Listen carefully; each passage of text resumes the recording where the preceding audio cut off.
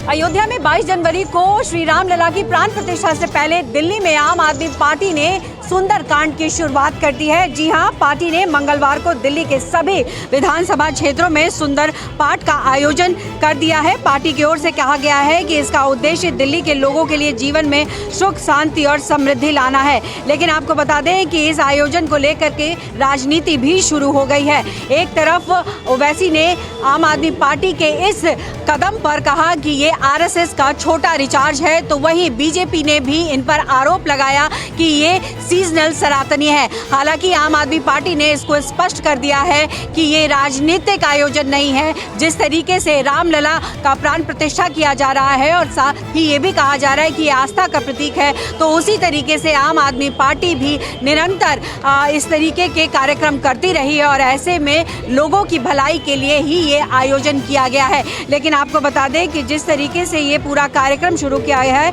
उसके मुताबिक ये कहा जा रहा है कि पहले विधानसभा के स्तर पर ये होगा, उसके बाद ये मंडल स्तर में भी जाएगा। कैमरा पर्सन दीपक दुबे के साथ पल्लवी झा, दिल्ली न्यूज़ 24। हाजीपुर लोकसभा क्षेत्र से अगला उम्मीदवार कौन होगा और किस पार्टी से होगा यह अभी तय नहीं हुआ है, क्योंकि चाचा और भतीजा दोनों हाजीपुर सीट पर अपनी दावेदारी यानी मजबूत दावेदारी पेश कर रहे हैं। कुछ दिन पहले हाजीपुर लोकसभा क्षेत्र में चाचा यानी केंद्रीय मंत्री पशुपारस ने एक जनसभा का आयोजन किया था और आज भतीजे ने हाजीपुर लोकसभा क्षेत्र में संकल्प महासभा का आयोजन किया है। चिराग पासवान बार बार यह दावा कर रहे हैं कि हाजीपुर सीट हमारे पिता की कर्म भूमि रही है और हमारा अधिकार हाजीपुर लोकसभा क्षेत्र पर बनता है। सबसे बड़ी बात है कि अभी तक इन दोनों की लड़ाई में बीजेपी जो है वह चुप्पी साधे हुए है, क्योंकि आखिरकार फैसला बीजेपी को ही करना है। बीजेपी ही यह तय करेगी कि हाजीपुर लोकसभा क्षेत्र से अगला उम्मीदवार कौन और किस पार्टी का होगा। कैमरामैन ऋषि के साथ सौरभ कुमार, हाजीपुर, न्यूज़ 24। 2024 का चुनावी रण जीतने के लिए इंडिया गठबंधन सही दिशा में काम कर रहा है। भारत जोड़ो न्याय यात्रा के तीसरे दिन राहुल गांधी ने नागालैंड में एक प्रेस वार्ता को संबोधित करते हुए कहा कि जिस तरह से इंडिया गठबंधन 2024 की तैयारी कर रहा है, निश्चित तौर पर वो बीजेपी के मॉड्यूल को मात देगा। नीतीश कुमार के संयोजक बनने और उनके नाराजगी को लेकर जब राहुल गांधी से सवाल पूछा गया तो उन्होंने कहा कि बैठक की जो बातें सच होती है उसे बताया नहीं जाता है, बल्कि उनके तथ्यों को तोड़ मरोड़ कर पेश किया जाता है। बंगाल में ममता बनर्जी को लेकर पूछे गए सवाल के जवाब में राहुल ने सिर्फ इतना कहा कि इंडिया गठबंधन सीट शेयरिंग के मामले पर अपने सहयोगियों से पूरे शिद्दत के साथ बातचीत कर रही है और बहुत जल्द ही जमीन पर इसका असर दिखना शुरू हो जाएगा। तीसरे दिन नागालैंड में अपने भारत जोड़ो न्याय यात्रा में राहुल गांधी ने यहाँ के स्थानीय लोगों से मुलाकात की और एक बार फिर यहाँ की सरजमी से बीजेपी और प्रधानमंत्री मोदी पर निशाना साधा।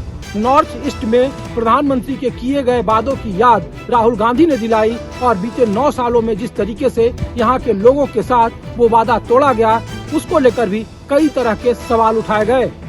कैमरामैन मिंटू सिंह के साथ ऋषिकेश कुमार, न्यूज़ 24, नागालैंड।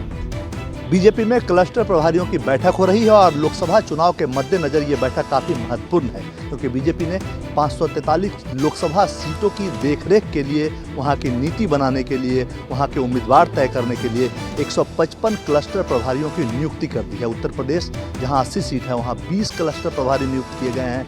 मध्य प्रदेश जहां 29 सीट है वहां 7 क्लस्टर प्रभारी नियुक्त किए गए हैं। उसी तरह राजस्थान के लिए भी 8 क्लस्टर प्रभारियों की नियुक्ति की गई है। आज इनकी बैठक चल रही है। बीजेपी के संगठन महामंत्री BL संतोष और राष्ट्रीय अध्यक्ष JP नड्डा इस बैठक को संबोधित कर रहे हैं। क्लस्टर प्रभारियों को क्षेत्र में जाकर उम्मीदवारों के नाम के चयन में भी बड़ी भूमिका निभानी है, साथ ही किन मुद्दों के आधार पर वहां किस तरह से चुनाव जीता जा सकता है, ये सभी रिपोर्ट क्लस्टर प्रभारी ही राष्ट्रीय अध्यक्ष और संगठन को देंगे। और उसके बाद उम्मीदवारों के नाम पे मंथन भी शुरू होगा, क्योंकि हारी हुई सीटों पे तो भले ही पार्टी ने उम्मीदवारों पे चर्चा शुरू कर दी है, लेकिन जहां जीत की उम्मीद है उसके लिए उन सीटों पर उम्मीदवारों की चर्चा का जिम्मा क्लस्टर प्रभारियों को सौंपा गया है। लिहाजा इस दृष्टिकोण से जनवरी के पहले हफ्ते से तमाम क्लस्टर प्रभारी अपने अपने दिए गए क्लस्टर्स में पहुंच जाएंगे और उसके बाद उम्मीदवारों के नाम पे मंथन शुरू होगा। कैमरामैन जहांगीर के साथ कुमार गौरव, न्यूज़ 24 दिल्ली। राजस्थान विधानसभा के लिए चुनकर आए सभी नए विधायकों के लिए स्पेशल ट्रेनिंग सेशन रखा गया है। इस ट्रेनिंग सेशन का उद्घाटन उपराष्ट्रपति जगदीप धनखड़ ने किया। विधानसभा अध्यक्ष वासुदेव देवनानी के साथ मुख्यमंत्री भजनलाल शर्मा, उनके कैबिनेट के तमाम मंत्री इस कार्यक्रम में मौजूद थे। और खास बात यह है कि राजस्थान विधानसभा में इस बार 73 ऐसे विधायक चुनकर आए हैं जो कि या तो नए हैं या पिछले 1 या 2 विधानसभा में वे सदस्य नहीं थे। तो ऐसे में बदले हुए नियम कायदों के बारे में उन्हें बताया जा रहा है, शून्यकाल प्रश्नकाल के बारे में बताया जा रहा है कि कितना महत्वपूर्ण है। शाम को लोकसभा स्पीकर ओम बिड़ला इस ट्रेनिंग सेशन का समापन करेंगे। संसदीय परंपराओं के बारे में बताया जा रहा है, विधानसभा की प्रोसीडिंग के बारे में बताया जा रहा है। बतौर विधायक विधानसभा के अंदर और अपने निर्वाचन क्षेत्र के साथ बाहर जनता के साथ उनके कर्तव्यों को समझाने की कोशिश की जा रही है। कैमरामैन विजय सिंह के साथ श्रीवत्सन, जयपुर न्यूज़ 24। स्विट्जरलैंड के दावोस में हो रही विश्व आर्थिक मंच की बैठक के लिए महाराष्ट्र के मुख्यमंत्री एकनाथ शिंदे कल देर रात मुंबई से दावोस के लिए रवाना हुए। विश्व आर्थिक मंच की बैठक से पहले ही महाराष्ट्र में सत्ता पक्ष और विपक्ष एक दूसरे पर हमलावर होते हुए नजर आए। उद्धव ठाकरे के बेटे और शिवसेना यूबीटी के नेता आदित्य ठाकरे ने महाराष्ट्र सरकार पर आरोप लगाते हुए कहा कि 50 खोखों वाली सरकार 50 लोगों को स्विट्जरलैंड के दावोस लेके जा रही है, जिसमें कुछ दलाल भी शामिल है। हालांकि विदेश मंत्रालय ने सिर्फ 10 लोगों को जाने की इजाजत दी है। उसके बाद महाराष्ट्र के उद्योग मंत्री और शिवसेना के नेता उदय सामंत ने आदित्य ठाकरे पर पलटवार किया और कहा कि जब उनकी सरकार थी तब पुलिस की मदद से उद्योगपतियों के घर के नीचे विस्फोटक प्लांट करने वाले हमें ना बताएं कि हम क्या कर रहे हैं। कैमरामैन राजेंद्र सिंह खाती के साथ विनोद जगदाले, न्यूज़ 24 मुंबई। राजस्थान में प्रवर्तन निर्देशालय यानी कि ईडी एक बार फिर से एक्शन में है। पूर्व जलदाय मंत्री महेश जोशी, 2 ठेकेदार और 2 अधिकारियों के खिलाफ ईडी की आज एक बार फिर से कार्रवाई कर चल रही है। जल जीवन मिशन से जुड़ा घोटाले से जुड़ा यह पूरा मामला है और कहा जा रहा है कि ईडी इससे पहले 2 बार छापे की कार्रवाई कर चुकी है और उसके आधार पर जो तमाम तरह के सबूत मिले हैं उसी को ध्यान में रखते हुए ईडी ने आज एक बार महेश जोशी के घर पर यहाँ पर छापे की इस कार्रवाई को शुरू किया। सुबह ही ईडी के अधिकारी यहाँ आ चुके थे। दिल्ली और गुजरात के ईडी के अधिकारी जयपुर के अधिकारियों के साथ मिलकर इस पूरी कार्रवाई को अंजाम दे रहे हैं। जब वे जलदाय मंत्री थे तो आरोप है कि जल जीवन मिशन में कुछ ऐसी कंपनियों को उन्होंने ठेका दे दिया था जिनके दस्तावेज फर्जी थे और करोड़ों रुपए का घपला इस पूरे मामले में करने की किया गया था। ईडी इस पूरे मामले पे पड़ताल कर रही है और यही कारण है कि आज जयपुर के साथ साथ डूंगरपुर और बांसवाड़ा में भी ईडी के अधिकारी पूरी कार्रवाई को अंजाम दे रहे हैं। कैमरामैन विजय सिंह के साथ श्रीवत्सन, जयपुर न्यूज़ 24। शिवसेना विधायकों की अयोग्यता और असली शिवसेना किसकी, इस फैसले के बाद विधानसभा अध्यक्ष राहुल नार्वेकर के फैसले के खिलाफ शिवसेना के दोनों ही गुट ने कोर्ट का दरवाजा खटखटाया है। जहां उद्धव ठाकरे गुट विधानसभा अध्यक्ष के फैसले के खिलाफ सुप्रीम कोर्ट का दरवाजा खटखटाया है, वहीं शिंदे गुट ने इस मामले में बॉम्बे हाई कोर्ट का रुख किया है। शिंदे गुट का कहना है कि अगर असली शिवसेना हमारी है तो उद्धव ठाकरे गुट के 13 विधायकों को अयोग्य क्यों नहीं करार दिया गया। इस बीच उद्धव ठाकरे आज जनता की अदालत में जा रहे हैं। आज उद्धव ठाकरे ने महापत्रकार परिषद बुलाई है जिसमें जो विधानसभा अध्यक्ष राहुल नार्वेकर हैं उनके फैसले का विश्लेषण किया जाएगा। इस महापत्रकार परिषद में अलग अलग पार्टियों के नेताओं को तो बुलाया ही गया है, साथ ही शिवसेना के कार्यकर्ता और नेता भी रहेंगे। दिलीप पावरे के साथ इंद्रजीत सिंह, न्यूज़ 24 मुंबई। चंडीगढ़ में मेयर चुनाव बेहद दिलचस्प हो गया है। 18 जनवरी को होने वाले नगर निगम में मेयर पद के चुनाव से पहले आम आदमी पार्टी और कांग्रेस के बीच में गठबंधन हो गया है, जिसके बाद अब इन सभी पार्षदों को बचाए रखने के लिए रिजॉर्ट पॉलिटिक्स जो है उसकी शुरुआत हो गई है। आम आदमी पार्टी ने क्रॉस वोटिंग से बचने के लिए अपने सभी 13 पार्षदों को रोपड़ के किक्कर लॉज में रखा हुआ है, तो वहीं कांग्रेस ने अपने सभी 7 पार्षदों को रोपड़ के एक होटल में ठहराया हुआ है। आम आदमी पार्टी और कांग्रेस चाहती है कि किसी भी हालत में किसी भी तरह का कोई रिस्क ना लिया जाए और कोई क्रॉस वोटिंग ना हो। लेकिन बीजेपी की अगर हम बात करें तो बीजेपी बार बार यही कह रही है कि इस बार भी मेयर जो है वो भाजपा का ही बनेगा। देखना होगा कि क्या मेयर पद में आम आदमी पार्टी की जो पार्षद हैं वो इस बार मेयर बनेंगे या फिर दोबारा बीजेपी का ही इस चंडीगढ़ के एमसी पर राज होगा। चंडीगढ़ से कैमरा पर्सन नजर राणा के साथ अमित पांडे, न्यूज़ 24। धर्म नगरी अयोध्या में रामलला की प्राण प्रतिष्ठा से पहले पूजन विधि आज से शुरू हो गई है। अयोध्या के राम मंदिर में मंगलवार 16 जनवरी से प्राण प्रतिष्ठा का अनुष्ठान आरंभ हो चुका है। ये पूजा प्रातः 9:30 बजे से शुरू हो चुकी है और करीब 5 घंटे तक ये पूजा चली है। राम मंदिर में प्राण प्रतिष्ठा से पूर्व की जाने वाली इस पूजा का नाम प्रायश्चित पूजा है। इस प्रायश्चित पूजा को 121 ब्राह्मणों ने संपन्न करवाया है। इस प्रायश्चित पूजन से ही रामलला की प्राण प्रतिष्ठा की शुरुआत मानी जाएगी। खास बात ये भी है कि रामलला की प्राण प्रतिष्ठा से पहले ये पूजन विधि आने वाली 21 जनवरी तक लगातार जारी रहेगी। कैमरा पर्सन सचिन सैनी के साथ अशोक तिवारी, अयोध्या, न्यूज़ 24। कोहरे की वजह से बहुत ज्यादा उड़ानों में देरी हो रही है और ये अहम वजह है कि अब डीजीसीए यानी विमान नियामक संस्था ने नई एसओपी जारी किए हैं और इसके मुताबिक जो सबसे बड़ी बात निकलकर सामने आ रही है वो ये कि अगर किसी भी फ्लाइट को कैंसिल होने में यानी कि अगर कोई भी फ्लाइट 3 घंटे से ज्यादा उड़ान में देरी होती है उसे तो उस फ्लाइट को कैंसिल भी किया जा सकता है। ये फैसला इसलिए किया गया है ताकि यात्रियों को असुविधा को कम किया जा सके और एयरपोर्ट पर भीड़ कम की जा सके। इसमें विमानन कंपनी को विमान से जुड़ी सटीक रियल टाइम इंफॉर्मेशन पब्लिश करने को कहा गया है और ये भी कहा गया है कि वे एयरपोर्ट को अपने स्टाफ को संवेदनशील बनाएं। ऐसा इसलिए कहा गया है कि अगर स्टाफ संवेदनशील रहेगा, क्योंकि यात्री जब बहुत ज्यादा फ्लाइट डिले होते हैं ऐसे में जो उनका सब्र का बांध होता है वो टूट जाता है। आपके साथ दिव्या अग्रवाल, दिल्ली, न्यूज़ 24। मराठा नेता मनोज जरंगे पाटिल मराठा आरक्षण को लेकर मुंबई में आंदोलन करने पर अड़े हुए हैं। इस बीच सरकार ने एक बार फिर से मनोज जरंगे पाटिल को मनाने का प्रयास करना शुरू कर दिया है। सरकार का संदेशा लेकर प्रहार जनशक्ति पार्टी के अध्यक्ष और विधायक बच्चू कडू ने जरंगे पाटिल से मुलाकात की। बच्चू कडू के जरिए सरकार ने जरंगे पाटिल से अपील की है कि वो अपना आंदोलन वापस ले, लेकिन इसके बावजूद जरंगे आंदोलन पर कायम है। जरंगे के अल्टीमेटम पर महायुति सरकार पर काफी दबाव बढ़ा हुआ है। पाटिल की मांग है कि जिन 54 लाख लोगों के कुंडली होने के प्रमाण मिले हैं उन्हें तुरंत प्रमाण पत्र दिया जाए। वही संबंधियों के निकट के रिश्तेदार यदि शपथ पत्र भरकर प्रमाण देते हैं तो उन्हें भी कुंडली प्रमाण पत्र दिया जाए। राज्य सरकार पूरी कोशिश कर रही है कि मराठा आरक्षण की आंच मुंबई ना पहुंचे, लेकिन जरंगे पाटिल ने भी साफ कर दिया है कि उनका जिंदगी का एक ही लक्ष्य है, मराठाओं को अपना आरक्षण दिलाना। इस बीच मराठा आंदोलन को देखते हुए मुंबई पुलिस ने भी अपनी तैयारी करनी शुरू कर दी है। कैमरा पर्सन अचल सिंह के साथ अंकुश जायसवाल, न्यूज़ 24 मुंबई।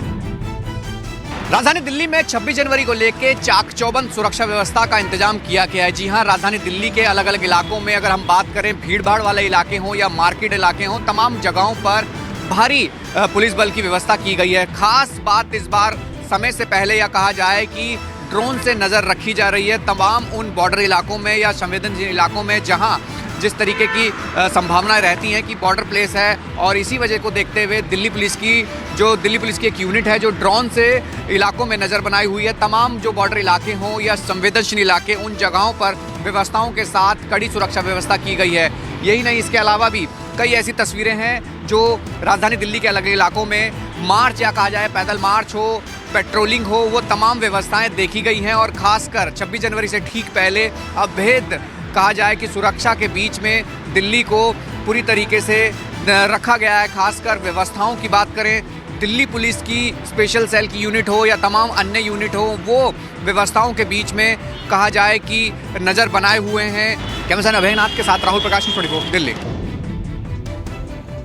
देश की राजधानी दिल्ली एनसीआर में कड़ाके की ठंड और कोहरे की वजह से लोगों को परेशानियों का सामना करना पड़ रहा है। वहीं गलन वाली ठंड लगातार बढ़ती जा रही है। वहीं घने कोहरे की वजह से आपको बता दें कि 30 से ज़्यादा जो फ्लाइटें हैं वो कैंसिल की गई हैं, तो वहीं 100 से ज़्यादा ऐसी फ्लाइटें हैं जो डिले हुई हैं। वहीं रेलवे की अगर बात की जाए तो रेलवे में भी ट्रेनें कई सारी ऐसी हैं जो देरी से चल रही हैं। वहीं मौसम विभाग ने घने कोहरे और ठंड को लेकर येलो अलर्ट भी जारी कर दिया है। वहीं आपको बता दें कि आईएमडी ने घने कोहरे और शीतलहर को देखते हुए कई जगहों पर रेड और कई जगहों पर ऑरेंज अलर्ट जारी किया है, क्योंकि ज़ीरो विजिबिलिटी कई सारे जगहों पर हुई है। दिल्ली हो, एनसीआर हो या फिर एयरपोर्ट दिल्ली अंतर्राष्ट्रीय की बात की जाए तो विजिबिलिटी 125 से 150 के बीच रिकॉर्ड की गई है। कैमरा साहिल के साथ दीपक दुबे, न्यूज़ 24 दिल्ली। ग्रेटर नोएडा के दादरी में नेशनल हाईवे पर एक के बाद एक 10 गाड़ियां कोहरे के कारण आपस में भिड़ गई। पहले एक गाड़ी भिड़ी, उसके बाद पीछे से करीब 10 गाड़ियां आपस में एक दूसरे से टकरा गईं, जिसमें करीब 1 दर्जन से अधिक लोग घायल हो गए। घायलों को आनन फानन में अस्पताल में भर्ती कराया गया, जहां उनका इलाज चल रहा है। जिनको छोटी मोटी चोटें आई हैं, उनको अस्पताल से छुट्टी कर दी गई है। सुबह सुबह इस हादसे ने कई सारे लोगों की परेशानी बढ़ा दी है। फिलहाल इस पूरे मामले में जो रोड है उसको साफ कराया जा रहा है, वहीं गाड़ियों को हटा करके यातायात को सुचारू रूप से जारी किया जा रहा है। हालांकि प्रशासन की तरफ से येलो अलर्ट जारी किया गया है कि कोहरे के कारण यातायात के नियमों का पालन करें और साथ ही रेड लाइट और हॉर्न और इंडिकेटर का भी इस्तेमाल करें। कैमरा पर्सन अभिलाष के साथ मैं मोहम्मद यूसुफ, नोएडा, न्यूज़ 24। जम्मू कश्मीर में मिलिटेंसी की वारदातों पर पूरी तरह से नकेल कसने के लिए यहां फोर्सेस द्वारा जल्द ही एक नया ऑपरेशन ऑल आउट शुरू किया जा रहा है, जिसके चलते खास तौर पर राजौरी और पुंछ इलाके में मिलिटेंटों के खिलाफ बड़े स्तर पर कार्रवाइयां होने वाली है। इसको लेकर जम्मू कश्मीर पुलिस, सेना और सुरक्षा बलों की कई मुख्य बैठकें हुई है और इस ऑपरेशन ऑल आउट को लेकर सारी तैयारियां लगभग पूरी हो चुकी है और आने वाले कुछ दिनों में ही इसकी शुरुआत राजौरी और पुंछ से ही की जाएगी। और साथ ही साथ जम्मू कश्मीर के सभी इलाकों में मिलिटेंसी फ्री इकोसिस्टम बनाने की पूरी कोशिश होगी, ताकि जम्मू कश्मीर में अमन बना रहे और यहाँ पर्यटकों की जो लगातार बढ़ती तादाद देखी जा रही है उसमें और ज्यादा इजाफा हो। कैमरामैन मुज़म्मिल रशीद के साथ आसिफ साहब, श्रीनगर, न्यूज़ 24। प्रधानमंत्री मोदी आज से 2 दिनों के दक्षिण भारत के दौरे पर हैं। प्रधानमंत्री कार्यालय से मिली जानकारी के मुताबिक पीएम मोदी आंध्र प्रदेश और केरल जाएंगे। इस दौरान वो कोचीन के शिपयार्ड लिमिटेड में न्यू ड्राई डॉक और इंटरनेशनल शिप रिपेयर फैसिलिटी सहित कई विकास परियोजनाओं का उद्घाटन करेंगे। पीएमओ ने यह भी बताया कि बंदरगाह, जहाजरानी और जलमार्ग को बड़ी सौगात देते हुए प्रधानमंत्री कोच्चि में 4000 करोड़ रुपए से अधिक की परियोजनाओं का उद्घाटन करेंगे। इन परियोजनाओं में इंडियन ऑयल कॉर्पोरेशन के LPG आयात टर्मिनल का भी उद्घाटन शामिल है। बता दें कि प्रधानमंत्री का यह दौरा भले ही प्रशासनिक और विकास के कार्यों से संबंधित हो, लेकिन राजनीतिक दृष्टि से भी बेहद महत्वपूर्ण माना जा रहा है। जानकार बताते हैं कि 2024 में होने वाले आम चुनाव को ध्यान में रखते हुए प्रधानमंत्री मोदी दक्षिण भारत को अपनी पहली प्राथमिकता में रखे हुए हैं। प्रशांत देव, न्यूज़ 24, दिल्ली। जम्मू कश्मीर में कड़ाके की ठंड पड़ रही है। कई जगहों पर पारा 0 से नीचे जा चुका है और घने कोहरे ने भी पूरे शहर और आसपास के इलाके को अपने आगोश में ले लिया है। हम इस समय मौजूद हैं भारत पाकिस्तान अंतर्राष्ट्रीय सीमा के कठुआ सेक्टर में। यहाँ पर आप देखिए कि लोग जो हैं, जो सीमांत ग्रामीण है, वो कड़ाके की ठंड से बचने के लिए अलाव का सहारा ले रहे हैं, ताकि कुछ राहत जो है इन गांव वालों को भीषण सर्दी से मिल सके। या आप देखिए, हर कोई जो है इस कोशिश में है कि थोड़ी राहत जो है इस अलाव के जरिए इन लोगों को भीषण सर्दी से मिल सके, क्योंकि लगातार कड़ाके की ठंड पड़ रही है। तमाम ग्रामीणों को देखिए और इन्हें जैसे ये कह रहे हैं कि खेतों में भी काम करने में बेहद ज़्यादा दिक्कत आ रही है, छोटे बच्चों को दिक्कत आ रही है, लेकिन बेहद ज़्यादा सर्दी जो है इस समय जम्मू कश्मीर में पड़ रही है। कैमरामैन पवन के साथ पंकज शर्मा, न्यूज़ 24, भारत पाकिस्तान अंतर्राष्ट्रीय सीमा, कठुआ सेक्टर। लखनऊ में आज 2 धागे श्री राम के लिए कार्यक्रम का आयोजन किया जा रहा है। ये कार्यक्रम उत्तर प्रदेश के मुख्यमंत्री योगी आदित्यनाथ के आवास पर शाम 5 बजे आयोजित किया गया है। अयोध्या में आज से भगवान श्री रामलला के प्राण प्रतिष्ठा का अनुष्ठान शुरू हो गया है और आज ही उत्तर प्रदेश के मुख्यमंत्री योगी आदित्यनाथ अपने सरकारी आवास पर 2 धागे श्री राम के लिए कार्यक्रम का आयोजन कर रहे हैं। 12 लाख से ज्यादा राम भक्तों की तरफ से भगवान श्री राम के लिए ये वस्त्र तैयार किए गए और मुख्यमंत्री योगी आदित्यनाथ इस कार्यक्रम के तहत आज भगवान को वस्त्र अर्पण करेंगे। इस अभियान की शुरुआत करीब 1 महीना पहले हुई थी। 12 लाख से ज्यादा लोगों के सहयोग से भगवान राम के अलग अलग रंगों में वस्त्र तैयार किए गए हैं। 22 जनवरी को प्राण प्रतिष्ठा के साथ ये वस्त्र भगवान श्री राम को अर्पित किए जाएंगे। इस कार्यक्रम में मुख्यमंत्री के साथ श्री राम जन्मभूमि तीर्थ क्षेत्र ट्रस्ट के मार्गदर्शक सुरेश जोशी भैया जी और कोषा अध्यक्ष गोविंद देवगिरी जी भी शामिल होंगे। कैमरा पर्सन धर्मेंद्र कुमार साहू के साथ मानस श्रीवास्तव, लखनऊ, न्यूज़ 24। साधुओं के ऊपर पुरुलिया में जिस तरह से हमला हुआ था, हमला के प्रतिवाद में आज देखिए विश्व हिंदू परिषद के तरफ से बाकायदा विरोध प्रदर्शन कोलकाता के सड़कों पे जताया जा रहा है। हजारों की संख्या में जो साधु संत हैं यहाँ बाकायदा रैली निकालकर विरोध प्रदर्शन कर रहे हैं। इनका कहना है कि जिस तरह से पुरुलिया में साधु के ऊपर में हमला हुआ था ये कहीं सही नहीं है। इनके साथ में साथ देखे जिस तरह से कोलकाता हाई कोर्ट के एडवोकेट हैं, सभी वर्ग के लोग यहाँ पे शामिल हुए हैं। तो वाकई कह सकते हैं कि साधुओं के ऊपर हमला को बर्दाश्त नहीं किया जाएगा। विश्व हिंदू परिषद की तरफ से आज एक रैली निकली है जहाँ पे हजारों की संख्या में लोग पहुंचे हुए हैं और जगह जगह से लोग सड़कों पे हैं। इनका कहना है कि जिस तरह से साधु संतों के ऊपर हमला किया जा रहा है, सनातन धर्म के ऊपर हमला किया जा रहा है, ये कतई बर्दाश्त नहीं किया जाएगा। कैमरामैन विनोद के साथ मनोज पांडे, न्यूज़ 24 कोलकाता।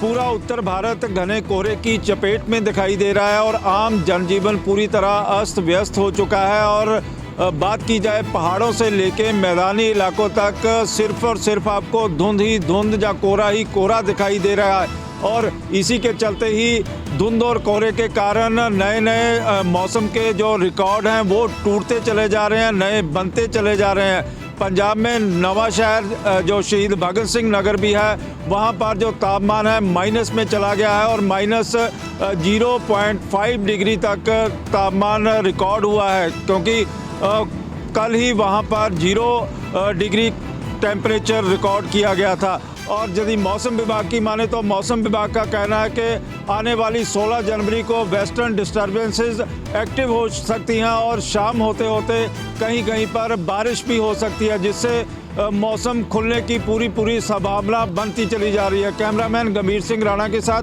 विशाल इंग्लिश न्यूज़ 24 चंडीगढ़।